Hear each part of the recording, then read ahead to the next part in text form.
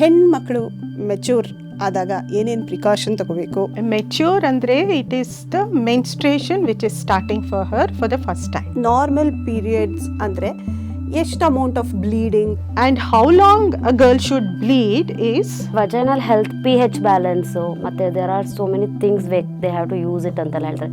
Do you suggest that? So vagina is such a beautiful organ, not only to look at but also in function. Vaginal infections ಏನಕ್ಕಾಗತ್ತೆ? The over cleaning also, like using the V-wash or whatever washes, that will cause infection. PCOS ಅದೇನು actually what it is?